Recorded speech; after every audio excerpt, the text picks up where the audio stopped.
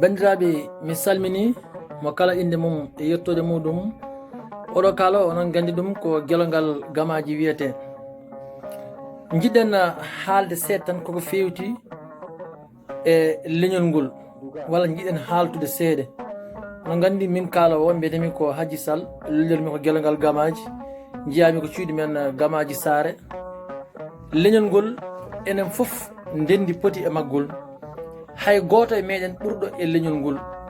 Enen foof ndendi poti e leñol ngol.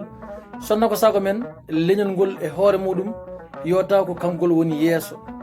Sonno ko sago men yo taw leñol ngol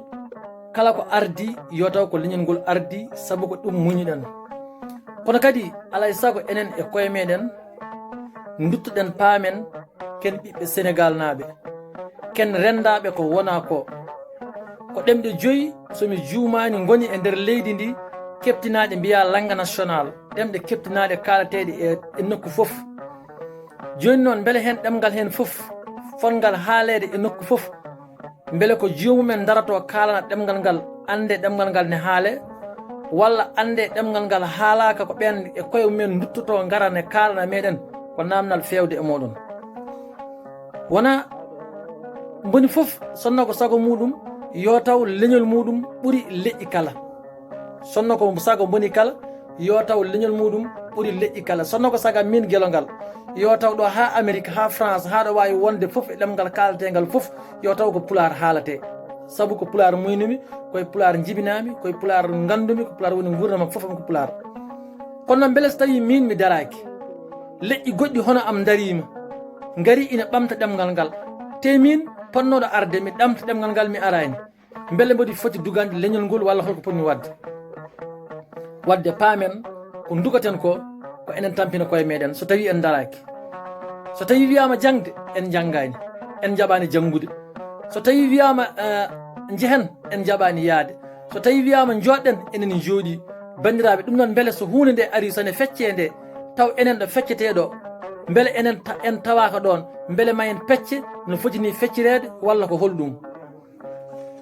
Saaha mi yiya yimɓeɓe aɓe duka e nder réseau sociaux o, yoɓe paam koɓe dukata ko e nder réseau sociaux Allah mone seedi ala fo ɗo yeehi. Hay tous ko kalton ko way tan komno ko Macky Sall wino ko neɗɗo so haɓi tekke boɗeje way kono hunde haydara e muɗum. Wadde noon en paami enen e koye meɗen so tawi en jiiɗi dugde yo taw wooda enen ndenda ɗo ndentuɗen, saabu hande wonno bone hande fonno wonde bone hande ko taw fedde ɓamtode pular ine darani en, enen daari enen keeri caggal maɓe. Kono noon so tawi fedde fof ɓamtode pular daraki, enen kadi enen e koye men haaloɓe min guelongal kalowo mi daraki, mi addani mbuɗam, mi addani tankam e nder fedde ɓamtode pular, beele ñingama ɓe daraki, ɓe darni ko galleji mabɓe, ɓe darni ko gurdam mabɓe, min darnimi gallam, goɗɗo darni galle muɗum. Enen mbiya leñol ngol yahani ko ha holnden. Te oɗo Allah mo dukaten ko kanko addani men probléme ha yetti nokkuji meɗen Fouta, woni holɗum hande guelongal ko torodo, komi torodo nenam babam jiyami gamaji saare, mi janggani, mi tarani, taw mi jangde koye nder galle babam, taw mi gandal koye nder galle babam, kono de paamede mi janggani. Joni noon won leñol biyetengol jiyaɓe nanɗon, walla leñol biyetengol haɓuri labde maccuɓe nanɗon, kamɓe ɓe janggi, ɓe tari, ɓe gandi, ɓe jaaɓi janggude. Min noon mi jaɓani janggude, jammi ko ɗannade, jammi ko jolde avion ngaji, jammi ko jolde auto ji, jammi ko wonde magasin o, jammi ko wonde bureau ji, mi janggani mi waɗani haydara. Beele so dewal Allah yonti walla so gueɗal yonti holi poɗɗo feccede, so julngu yonti mi dardima e mabɓe, te min mbeɗa andi mi janggani,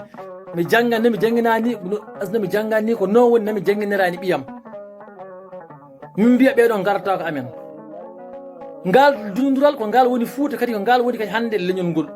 Wadde enen e koye meɗen hoto tampinen koye men ko dukaten ko e ko gullaten ko e nder réseau hay dara ɗo yeehi. Hoto tampine koye moɗon, oɗon en tampinde koye men enen gulla. Ko heddi ko yen jab gollade, ko heddi ko yen jab liggade, ko heddi ko yen jab janggude, ko heddi ko yen jab rendede leydi ndi. Ganden ken ɓiɓɓe Sénégal naaɓe koye nder Sénégal naaɓe jeten. Kono wallahi so tawi tan en jooɗima en kilnirima tan minen komin gendiyankoɓe tan gueɗal amen tan min cohli, en guinnirtaki ɗo hay hunde en guinnortaki, saabu hay hunde en gollanaki leydi ndi, ko ganduɗa kono wiye ɗum ɗo ko ɓiɓɓe leydi ndi ɗo ngol leñol dari gollani ngol. Hay enen koye men ko innirɗen ko ɓiɓɓe men ɓe, kamɓe ko walla jambareɓe yontaɓe wayno Moutou Samba Diop en ko en Tidjani Ané ɓe ko guinniraɗo e nder Dakar. te enen nganndi ɓe ginnirtaaki buildineurs ɓe ginnirtaaki ɗo laabi baɗɗi fayde nder Dakar enen e koye meɗen to jeeɗen to e nder Fouta en ginnirtaaɓe haydara sabu so tawi en ginniriɓe sah enen ngaama rewde henen wadde noon miggal ngal de sonno ko sagam hannde ɓiɓɓe leydi ndi yoɓe jaɓa janngude ɓe jaɓa wonde ɓiɓɓe Sénégal naaɓe kono kadi ɓe jaɓa wonde fulɓe kono ɓe jaɓa wonde ɓiɓɓe Sénégal naaɓe goppen sérindade ko gueɗal ngal haalde mbe jogii hen dalili ko tiiɗi goppen sérindade jaɓen yaadude e leydi ndi jaaden e leydi ndi gonden e leydi ndi mbaɗen koye men ken Sénégal naaɓe kono komin sérindiɓe tan kala ko haalamin ngala hen hay to jaydeji hannde sa rottima hannde e journal e radio ji ko radio Halpulaar en ɓoli jahani min ko min wi noon 20 ans duuɓi nogas men ne radio ngo mbeɗa anndi ko kewi hen mbeɗa anndi ko woni hen hay somi janggani jangguɓe hen ala koɓe daɗi kamen ala koɓe ɓuuri kamen mbeɗa anndi ko yahate henen jaɓen jeeyede e nder leydi ndi haalirde RFM ñalawma goto noddata kaala hen kalɗa ko laamu ngu fof heɗoma radio ji fulɓe ɗiɗo noddu jambel ma laamu ɗo heɗoma hay goto hettata komo yettata ko fotta yettoyade wadde jaɓen wonde ɓiɓɓe Sénégal naaɓe jaaden e Sénégal naaɓe gonen ɓiɓɓe Sénégal naaɓe liggonɗen leydi meɗen liggonɗen leñol meɗen liggonɗen genndi meɗen janngo e jaam so manore ari tawa men hen kono yen cerido tan neɗɗo fof mo jiiɗen ko minen fulɓe minen ɓuuri hay goto ɓuurani amen minen ɓuuri janngude minen ɓuuri finde minen ɓuuri andude minen ɓuuri wonde wona gonga sonno ko sagam de yo taw ko Pulaar ɓurri fof Pulaar ɓuuri kono noon aduna o hannde yettima hannde paamen ɗo yimɓe puntodurta walla ɗo yimɓe jeeyodurta wona jawdi ko haqqilantagal ko hakkille ɗo a janngat tan ganda a wittat tan ganda kono mi janggani tan yomi won kala ko ari yomi tawe hen kala ko ari yomi woñan wattampin hoore ma tijani an so wurno hannde ni ma waylit fulɓe jaɓɓal saabu jaɓɓal ngal leñol fulɓe yaɓɓingol jaɓɓal ngal fewani ɗum onon gandi boni min fof ne andi hannde jaɓɓirɗen ni enen jarɗen ni fewani guila ɓami wullede ha hol nden wonɓe ɗo ne gulla e réseau sociaux ɗi tampina koye mabɓe eɓe jaaɓe liggoyo jehenne fof liggoyɗen ƴeewen golle goɗɗe jangde Pulaar wonno ɗemɗe gendiji wonno Fouta ha hen darɗo yeehi fof ñifi maayi ɓooyi ha laaɓi cer ala jeeɗo dagana bakkil jangguinoɓe toon fof heeƴa mo garɗa fof ko tampuɗo abbaɗo guel ngal ala oto moƴƴo ala weelo moƴƴo ne ndewi tan e Pulaar ne mbiya komin jangguinoɓe tan Allah ɓolo changé systéme mi salminimi juurima ko guel ngal gamaji so weeli Allah tan metti fof ko haaju muɗum